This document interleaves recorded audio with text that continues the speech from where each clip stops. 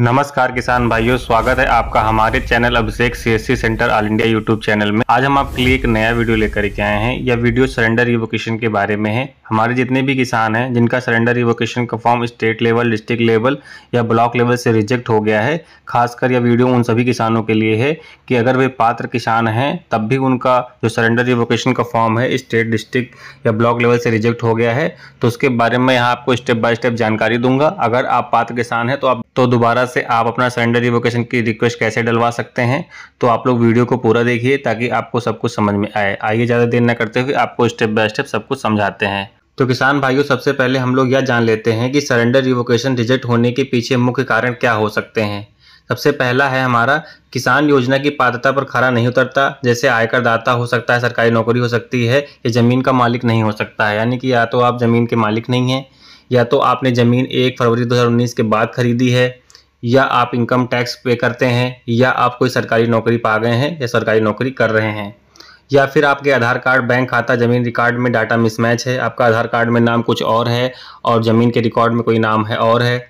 आपका जो खसरा खतौनी का जो रिकॉर्ड है वो गलत अपडेट है पीएम किसान पोर्टल पर, या फिर आपको पहले से इलिजिबल या रिकवरी लिस्ट में डाल दिया गया है, आपसे रिकवरी नहीं ली गई है लेकिन आपकी रिकवरी पेंडिंग है, या फिर आपने आवेदन करते समय पीएम किसान में गलत डिटेल डाल दी थी, जिसकी वजह से आपका यहाँ पर अपात्र की श्रेणी में डाल दिया गया है। तो सबसे पहले किसान भाइयों, आप लोग को क्या करना है, अपना सारा डिटेल चेक कर लेना है कि आपका जो खतौनी है आपके आधार कार्ड से मैच करता है। तो सबसे पहले किसान भाइयों, आपको क्या करना है, पहले ज़मीन रिकॉर्ड को आपको निकलवाना है। उसमें जो आपका नाम है वो आधार कार्ड में होना चाहिए सेम टू सेम। फिर आपको अपनी फार्मर रजिस्ट्री करवा लेनी है। फार्मर रजिस्ट्री करवाने के बाद सारे डॉक्यूमेंट आपको कलेक्ट कर लेने हैं। आपको एक स्वघोषणा पत्र भी भर लेना है कि हम कोई सरकारी नौकरी नहीं कर रहे हैं, हम एक नॉर्मल किसान हैं। सारा कुछ वहाँ पर आपको भर करके स्वघोषणा पत्र भरने के बाद आपको अपनी आधार कार्ड की फोटोकॉपी, बैंक पासबुक की फोटोकॉपी, ज़मीन की खतौनी ओरिजिनल तहसील वाली, आपको फार्मर रजिस्ट्री भी करवा लेनी है। अगर आपके राज्य में फार्मर रजिस्ट्री हो रही है तो ये सारी कॉपी ले करके, और आपको स्वघोषणा पत्र जो मैंने भी आपको बताया है, और आपको एक एप्लीकेशन भी देना होगा कृषि विभाग में। वो एप्लीकेशन आपको कैसे देना है, क्या लिखना है, वो भी मैं आपको बताऊंगा। क्योंकि अब पीएम किसान का जो सरेंडर रिवोकेशन अगर आपका स्टेट, डिस्ट्रिक्ट या ब्लॉक लेवल से रिजेक्ट कर दिया गया है तो आप लोग उसको ऑनलाइन आवेदन नहीं कर पाएंगे। आपको सिर्फ ऑफलाइन तरीका ही अपनाना होगा। आपको अपने नज़दीकी किसी कार्यालय में जाना होगा। कृषि कार्यालय में आपको वहाँ पे डीएनओ यानी डिस्ट्रिक्ट नोडल ऑफिसर मिलेंगे, उनसे कॉन्टैक्ट करना होगा, उनको अपनी सारी बात बताना होगा। कहना होगा, सर मैंने सरेंडर रिवोकेशन किया था लेकिन मेरा फॉर्म रिजेक्ट कर दिया गया है ब्लॉक, डिस्ट्रिक्ट या स्टेट से, लेकिन मैं एक पात्र किसान हूं, मैं अपने सारे दस्तावेज लेकर के आया हूं और एप्लीकेशन भी लेकर के आया हूं। मेरी जांच दोबारा की जाए और मेरा जो सरेंडर का रिक्वेस्ट है वो दोबारा से डाला जाए। तो वो जो डीएनओ होते हैं वो आपका सरेंडर रिवोकेशन का रिक्वेस्ट, अगर आप पात्र किसान पाए जाएंगे, जाँच होगी आपकी, तो वो दोबारा से रिक्वेस्ट अपने स्तर से डाल सकते हैं। लेकिन आप लोग पीएम किसान की वेबसाइट से ऑनलाइन अपना सरेंडर का रिवोकेशन का जो है रिक्वेस्ट वो नहीं डाल सकते हैं। तो आइए मैं आपको एप्लीकेशन भी दिखा देता हूँ। वो एप्लीकेशन अगर आपको प्राप्त करना है तो आप हमारे व्हाट्सएप चैनल का लिंक मेरे यूट्यूब के डिटेल में दिया गया है, वहाँ पर जाकर के क्लिक करेंगे तो आप मेरे व्हाट्सएप चैनल पर पहुँच जाएंगे। वहाँ पर आपको इस फॉर्म का पीडीएफ मिल जाएगा।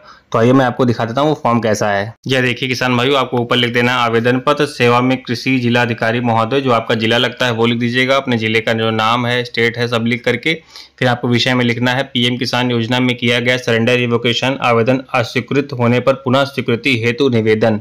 यानी कि आपका रिक्वेस्ट रिजेक्ट कर दिया गया था, दोबारा से आपको रिक्वेस्ट डालना, उसके लिए आप निवेदन कर रहे हैं।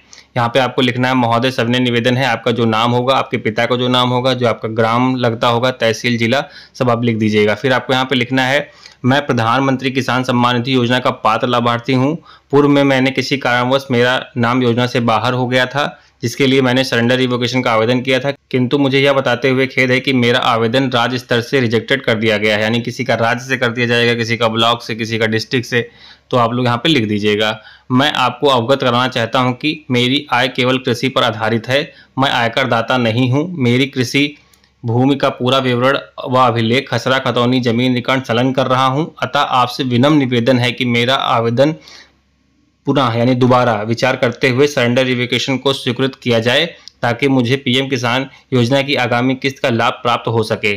संलग्न में देख लीजिए जितने भी डॉक्यूमेंट लगाने हैं मैंने यहाँ पे लिख दिया है। आधार कार्ड की प्रति, बैंक पासबुक की प्रति, खसरा खतौनी का ओरिजिनल रिकॉर्ड, अगर फार्मर रजिस्ट्री है तो वो भी लगा दीजिएगा। अगर पूर्व में आपने आवेदन किया था उसका आपके पास प्रिंट आउट है तो वो भी यहाँ पे लगा दीजिएगा। और जो भी दस्तावेज अगर वहाँ पे डीएनओ अधिकारी मांगेंगे तो आपको उनको वहाँ पे देना पड़ेगा। हो सकता है आपसे नोटरी या आपसे नोटिस फॉर्म कुछ भी लिखवा करके वो ले सकते हैं, तो आप लोग वहाँ पे दे दीजिएगा।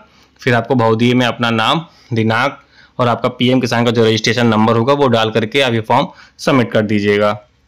तो मुझे आप लोग को यही बताना था कि अगर आपको दोबारा से अपना सरेंडर रिवोकेशन का रिक्वेस्ट डालना है तो आप ऑफलाइन तरीके से डाल सकते हैं, ऑनलाइन तरीके से कोई तरीका नहीं है, क्योंकि एक बार अगर आपका रिजेक्ट हो गया तो अब पीएम किसान की वेबसाइट पर ऐसा कोई ऑप्शन नहीं आया है कि आप दोबारा से अपना यहाँ पे सरेंडर रिवोकेशन का रिक्वेस्ट डाल सकें। तो उम्मीद करता हूँ अगर यह वीडियो आपको अच्छा लगा है तो हमारे वीडियो को लाइक करिएगा और चैनल को जरूर सब्सक्राइब करिएगा, ताकि आगे आने वाली जो भी अपडेट होती है वो सबसे पहले आप लोगों को मिल सके। तब तक के लिए धन्यवाद। जय हिंद। मिलते हैं अगले वीडियो में।